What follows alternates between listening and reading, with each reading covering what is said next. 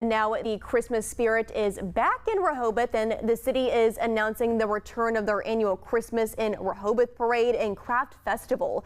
Now, and it's happening on December 5th from 5:30 to 8:30, and you can go and it's going to be starting at Rehobeth High School, and we'll travel through town, ending at Rehobeth Park, and it's a pretty big event just in time for the Christmas season for everybody, so it's really perfect for that. And I'm here with Rehobeth Mayor Kimberly Trotter to talk more about it. Thank you so much for coming on this morning. Yes, thanks for having me. Absolutely. And now, first things first, can we just talk about what people can expect at the parade this week? Yes, so this is a super fun event for us. It's one of the largest that we have in the town, and it really does, like you said, kick off the Christmas spirit. We have over 60 entries this year. It gets bigger and bigger every single year. The rain is not scaring off. Entries are still coming in. This year, we're really excited. We have a lot of businesses that are local to Dothan and Rehoboth that have signed up, a lot of community organizations and nonprofits. And then we also have a really good input from the school. So a lot of the school clubs will be actively involved in that as well. So we're just really excited about everybody that buys in. If you've ever come to it, then you know that it has lots of throws that are involved. We encourage all of our entries to make sure that they have throws available to the crowd. We have lights on all the entries and on the floats. That is a requirement as well, since it is a nighttime parade. And then generally there are multiple entries that will have snow flying through the air. So it's just a really fun parade. It lasts a long time because we do have so many entries, and then it'll end up at the park where there's a lot of free activities for the kids, including visits with Santa, of course. The train rides will be there.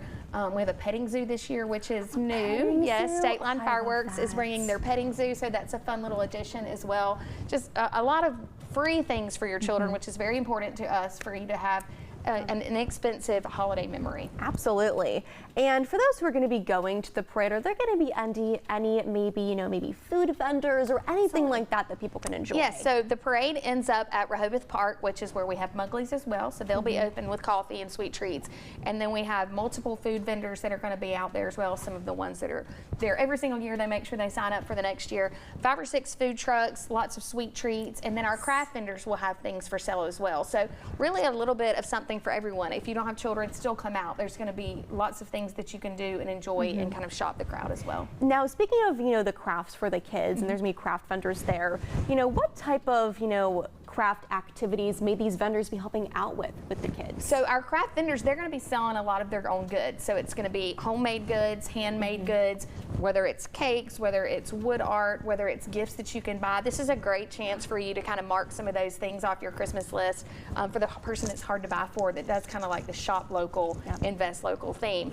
Now, if you're you have a parent and you've got kids there, or your garden and you have kids there, we'll have letters from Santa. We'll have free s'more stations, and we're really fortunate because Rehobeth High School has a lot of clubs and a lot of sports teams that get really involved with our with any event that we have, and so we have those clubs manning those booths for the children to have free things.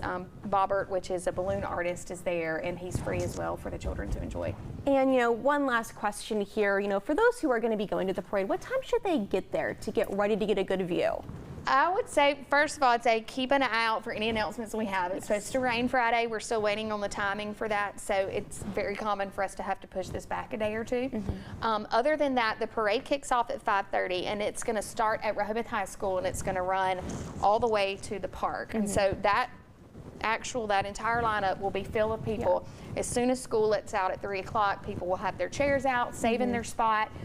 I think the best spot to sit is going to be right in front of Rehobeth Elementary. That is where our grandstand is. We have MCs that narrate, and generally those that are wanting to win the Rebel Man Trophy for best parade entry, that is where they'll do their little performance, and they'll save a lot of their throws and things like that. So that's a really good place to set up. I would say the earlier you can set up, the better, even if it's just leaving your chair out or leaving your car out, because it gets very crowded and it has grown exponentially every year. We're always blown away by the crowd. Yep, always better to get there earlier the better, like what Kimberly said. And it's a very exciting event, for our Christmas season. And Kimberly, thank you so much for coming on to talk more about it.